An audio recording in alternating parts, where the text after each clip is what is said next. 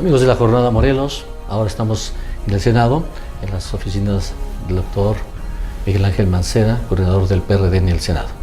Doctor, gracias por la oportunidad. Gracias, Mario, con mucho gusto. Un placer. De alguna manera, en esta ocasión, aprovechando el contexto, queríamos platicar rápidamente contigo sobre, doctor en Derecho, evidentemente un tipo que le gusta de la lectura, de la aplicación del derecho estructurado. ¿Cómo llegas a la política? ¿Por qué la política?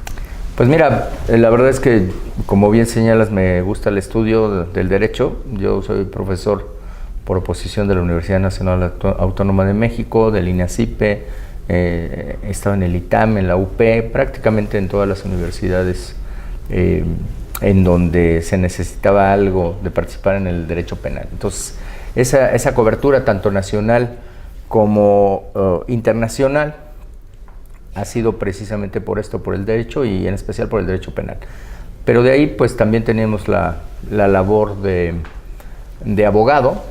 Yo en principio fui abogado litigante y más o menos por ahí del año 2002 entré a Seguridad Pública.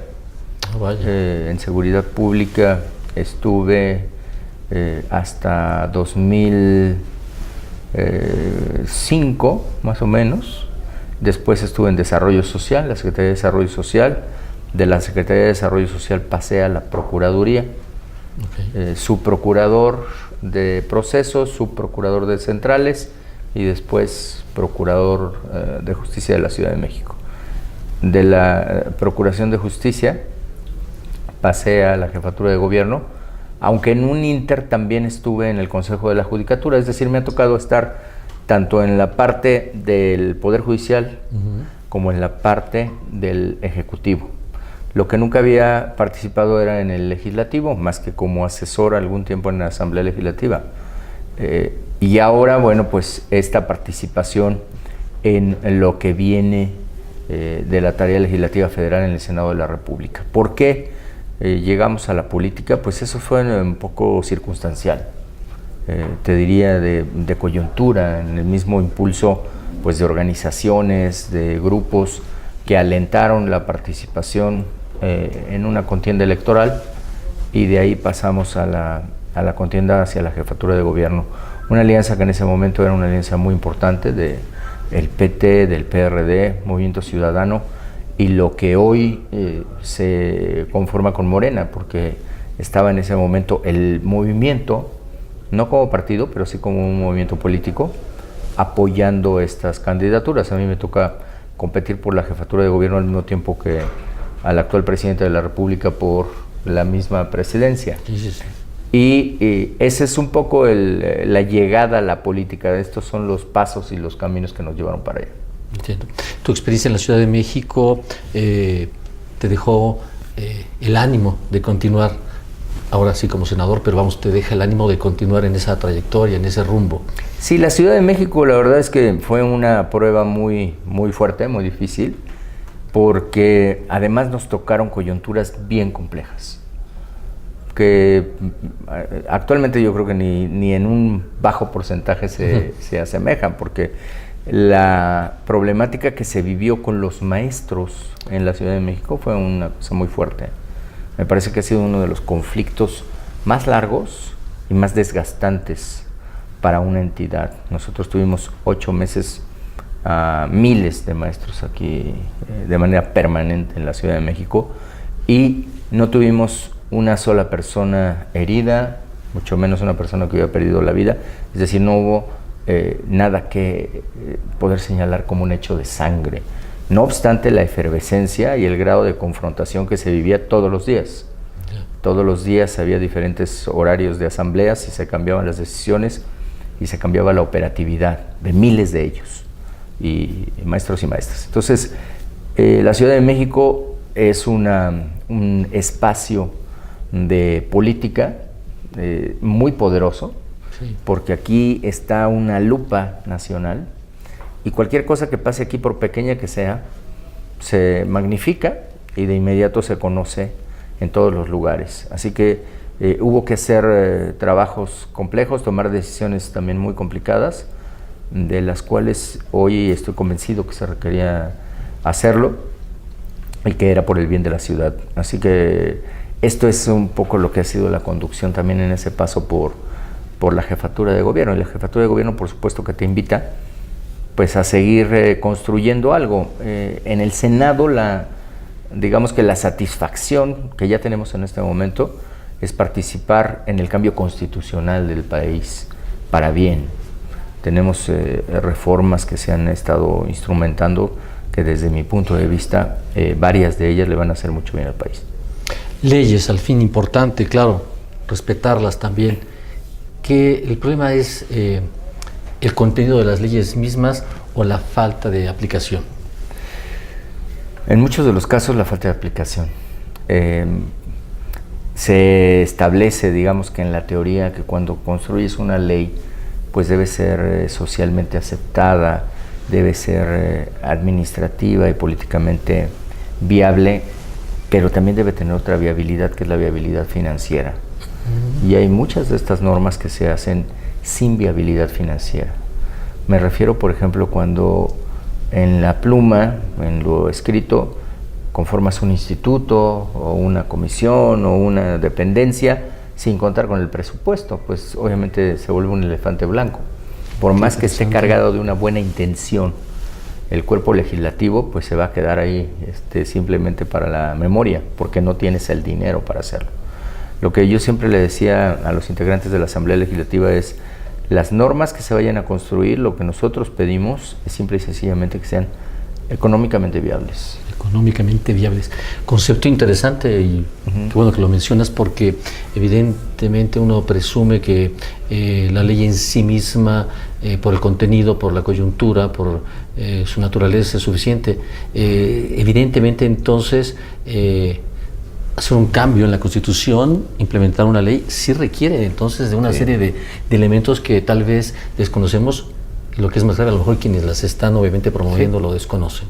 Sí, porque si tú lees, por ejemplo, la Constitución y no entiendes que es programática, pues entonces dirías: hoy se está en una falta grave de la Constitución porque no se le ha dado casa a todo el mundo, porque no a todo el mundo se le da salud, porque no a todo el mundo se le da todo lo que requiere, pues, por lo que te dice la Constitución. Y es que, bueno, pues hasta donde alcance se tiene que cubrir esa necesidad. También no se podría ir más allá de esa factibilidad programada o programable. Entonces, cuando haces una ley y tú dices: bueno, pues ahora vamos a crear el Instituto de la Defensa de tales y cuales, claro, y no tienes los recursos, pues a ver cómo lo creas, se queda ahí en el papel, una buena intención. Por eso es que generalmente se tiene que estar en un diálogo permanente cuando se lanza una nueva tarea, una nueva forma o una nueva idea. Ideas hay muchas, ¿no? Y podríamos aquí decir muchas necesidades que se tiene en México, pero que no alcanzaría el dinero para cubrirlas. Pues interesante entonces tu formación, obviamente, y tu inquietud por entender que la Constitución, las leyes, es cambiante, es orgánico, dependemos de muchas otras disciplinas, dependencias, instituciones. Interesante, sí, y gracias por la aclaración. En el Senado, ¿cómo te sientes? ¿Es diferente? Claro, antes estabas en una posición en la que decidías, tenías, digamos, la jefatura de gobierno, vaya responsabilidad, y gracias también por darnos tu anécdota. Ahora en el Senado, como oposición, tratando de hacer el contrapeso que evidentemente se necesita, ¿estás más cómodo? ¿Te sientes en términos profesionales, en tu carrera política, creciendo de manera importante? Me parece que es fundamental esta experiencia legislativa. O sea, yo lo estoy viviendo intensamente cada día. Es muy distinto. Tienes más libertad. Digo, no es la presión de 24/7 que tienes en la jefatura de gobierno. El teléfono rojo, ¿no? Todo el tiempo está en tensión. Es una ciudad, además, que nunca duerme y siempre está generando encuentros en los diferentes ámbitos sociales, para bien o para mal. Entonces, se vuelve una experiencia muy intensa la jefatura de gobierno contra esta otra que no deja de ser intensa y no deja de ser también de tensiones, pero es distinta. Es una experiencia en donde puedes construir, es una experiencia donde tienes tiempo de reflexión, donde no tienes que tomar a veces decisiones Claro, de instantes o de segundos, ¿no? Claro. Como el caso del sismo, del terremoto que nos golpeó aquí en 2017. O sea, las decisiones ahí eran inmediatas. Y ahora se dicen muchas cosas, pero si nosotros no hubiéramos hecho la cobertura que se hizo, no se hubiera tenido 150 personas quejándose, hubieran sido millones de personas quejándose. Una ciudad que la deje sin luz, una ciudad que la deje sin agua, una ciudad que la deje sin movilidad, una ciudad que la deje sin esquemas de seguridad ante una catástrofe de ese tamaño, porque fue una catástrofe pues de amplísimas dimensiones, hubiera sido muy grave, ¿no? Perdón, y ahora que mencionas esto de la ciudad, en efecto lo describes de una manera evidentemente muy clara, pues tuviste el enorme peso de la Ciudad de México. ¿Crees que hay un reconocimiento o no a esta gestión? No hablo solamente del sismo, porque evidentemente cuando tú tomas esta responsabilidad, quiero pensar, imaginabas, pero nunca pudiste suponer lo que resultó ser. Pero yo sí creo que después de terminado tu gestión, sientes que hay conciencia pública de lo bien o incluso de lo mal, los aciertos y desaciertos hacia tu persona. Yo creo que hubo una campaña orquestada, eso no me queda ninguna duda, siempre para estar descalificando y golpeando. Esa estuvo siempre presente y obviamente pues se sabe por dónde venían todos estos temas.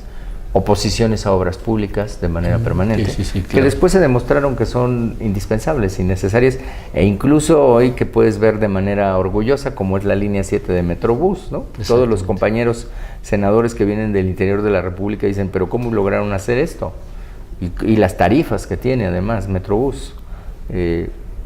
Bueno, donde estás tú como sede de la jornada, se intentó poner un bus, ¿no? Es cierto. Y no se pudo. No, muy complicado. Entonces, imagínate, nosotros en la gestión hicimos la línea 5, empezó la ampliación de la línea 5, que es otro tramo, la línea 6 y la línea 7.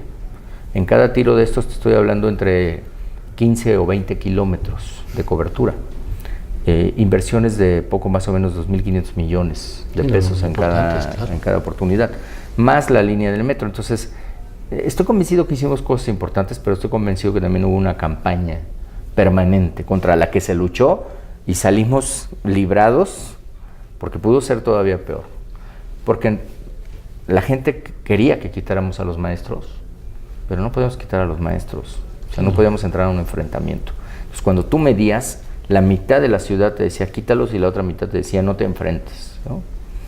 Pero obviamente la que decía quítalos, pues generó un malestar muy fuerte, muy fuerte.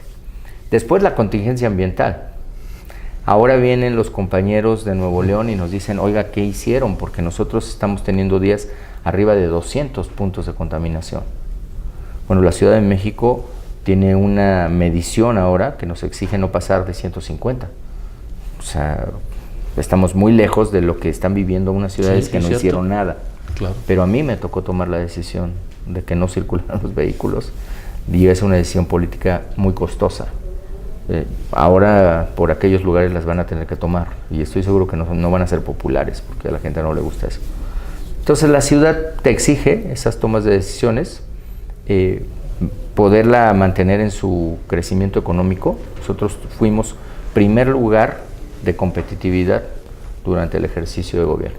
La Ciudad de México fue primer lugar compitiendo con ciudades del norte, con Nuevo León, ¿no? Como entidad compitiendo con Nuevo León, que no es una cosa menor, porque ellos tienen un ingreso altísimo de divisa. Entonces, la ciudad generó estas líneas de avanzada y de vanguardia.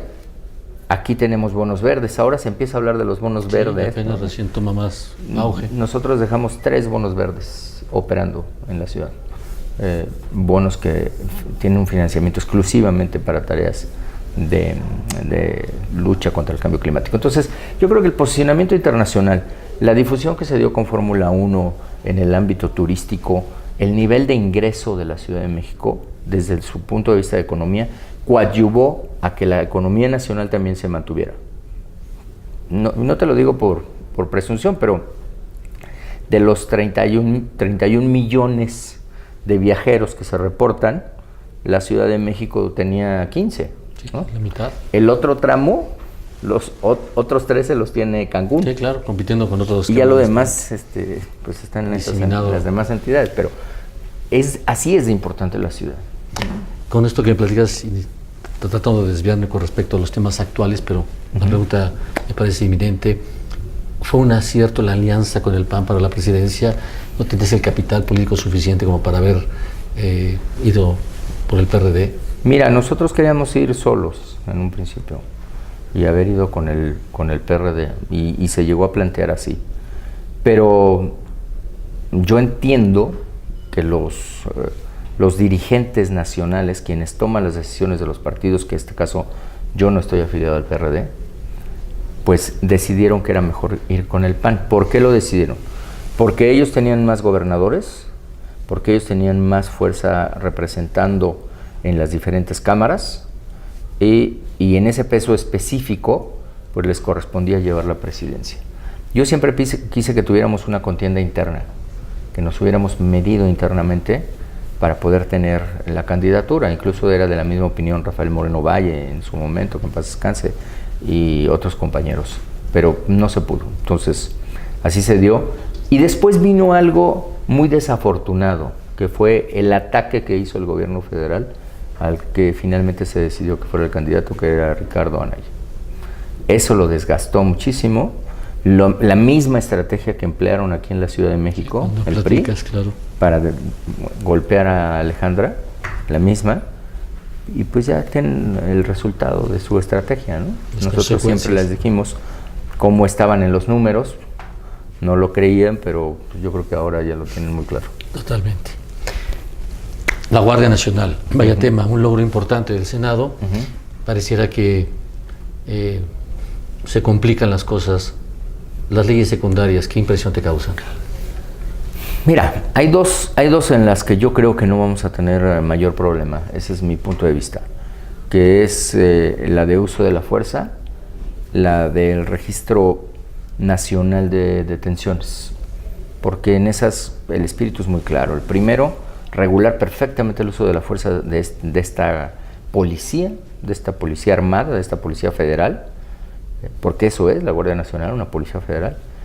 Y yo creo que en esos dos ordenamientos pues vamos a tener que seguir parámetros internacionales, etcétera, etcétera. La ley orgánica, la que ellos llaman la ley de la Guardia Nacional, esa sí creo que vamos a tener algunas discusiones, porque se están manejando conceptos en donde se vuelve a vincular la parte de los mandos militares y la toma de decisión de los mandos militares, y ese no puede ser el espíritu de la ley orgánica. Eso lo vería yo en un afán de construcción. O sea, nosotros vamos a hacer los planteamientos, se ha conformado un equipo de trabajo y en ese equipo de trabajo vamos a exponer lo que corresponde. Comprendo. Militarizar la Guardia Nacional perdería su naturaleza, su sentido. Es un riesgo porque lo que tú estás haciendo en este momento es extinguir a la Policía Federal. Creas la Guardia Nacional, extingues la Policía Federal, pero la Policía Federal no es una policía militar, es una policía civil y se rige precisamente por todos estos principios. México estaría incumpliendo sentencias internacionales, que por supuesto son de las cuales es parte de la Corte Interamericana, si nosotros le diéramos un tinte militar a la Guardia Nacional. Yo creo que eso no conviene, no le conviene pues al país. Claro, eso es un impacto no solamente local o nacional, simplemente trasciende por Así muchas es. razones y habla del tipo de nación que queremos y nuestra integración en el mundo, supongo, ¿no? Sí. Por ejemplo, ahí dice que se va a basar en la estrategia nacional. Hoy está a debate la estrategia nacional. El Senado, con la estrategia nacional que presentó el secretario, tiene que esperar que se apruebe o que no se apruebe. Es decir, el Senado no la puede corregir. El secretario tendrá que hacer las correcciones, pero hoy esa estrategia dice que el mando operativo lo tiene la Marina y el Ejército. Eso dice. Pues está mal el documento. Entonces tendrán que venir y hacer las correcciones. Y no le vamos a escatimar al presidente. Yo lo he dicho públicamente. El grupo parlamentario del PRD no le va a escatimar al presidente su estrategia de seguridad. Porque soy un convencido de que tú como mandatario, como titular del Ejecutivo, planteas, planeas y ejecutas una estrategia de seguridad. Que te funcione o no, pues ya eso es otra cosa.